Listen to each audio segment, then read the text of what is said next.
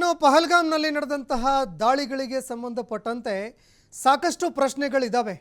ಭಯೋತ್ಪಾದಕರು ಈ ಪ್ಲಾನಿಂಗ್ ಮಾಡಿದ್ದು ಹೇಗೆ, ಹತ್ಯಾಕಾಂಡ ನಡೆಸಿದ್ದು ಹೇಗೆ, ಇದೆಲ್ಲದಕ್ಕೂ ಸಂಬಂಧಪಟ್ಟಂತೆ ಇನ್ನೂ ಪ್ರಶ್ನೆಗಳು ಪ್ರಶ್ನಾರ್ಥಕವಾಗಿತ್ತು.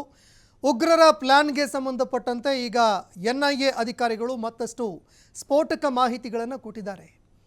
ಪಹಲ್ಗಾಮ್ ಮಾತ್ರ ಟಾರ್ಗೆಟ್ ಆಗಿರಲಿಲ್ಲ, ಪಹಲ್ಗಾಮ್ ಜೊತೆಗೆ ಇನ್ನೆಷ್ಟು ಜಾಗಗಳು ಟಾರ್ಗೆಟ್ ಆಗಿತ್ತು ಅನ್ನುವಂತಹ ಪ್ರಶ್ನೆ ಎಲ್ಲರನ್ನ ಕಾಡ್ತಾ ಇದೆ. ಈ ಭೀಭತ್ಸ ಕೃತ್ಯ ಹೇಗಿತ್ತು, ಇದೆಲ್ಲದಕ್ಕೂ ಸಂಬಂಧಪಟ್ಟಂತೆ ಅಧಿಕಾರಿಗಳು ಈಗ ಮಾಹಿತಿಗಳನ್ನು ಕಲೆ ಹಾಕಿದ್ದಾರೆ.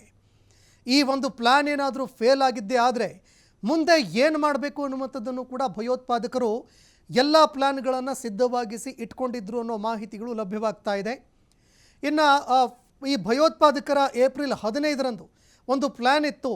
ಆ ಪ್ಲ್ಯಾನು ಫೇಲ್ ಆಗಿದ್ದೆ ಹೇಗೆ ಗೊತ್ತಾ ಅನ್ನುವಂತಹ ಪ್ರಶ್ನೆ ಎಲ್ಲರನ್ನೂ ಕೂಡ ಬೆಚ್ಚಿ ಬೀಳಿಸ್ತಾ ಇದೆ. ಯಾಕಂದರೆ ಕೇವಲ ಪಹಲ್ಗಾಮ್ ಮಾತ್ರ ಅಲ್ಲ, ಅದನ್ನು ಬಿಟ್ಟು 2 ಕಡೆಗಳಲ್ಲಿ ದಾಳಿ ಮಾಡೋದಕ್ಕೆ ಅಂತ ಪ್ಲ್ಯಾನ್ ಮಾಡಿಕೊಂಡಿದ್ರು.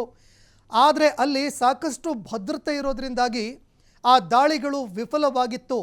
ಅಂದರೆ ಏಪ್ರಿಲ್ 15ರಂದೇ ಈ ಒಂದು ಭಯೋತ್ಪಾದನಾ ದಾಳಿ ಫಿಕ್ಸ್ ಆಗಿತ್ತು ಅನ್ನೋ ಮಾಹಿತಿಗಳು ಲಭ್ಯವಾಗ್ತಾ ಇದೆ.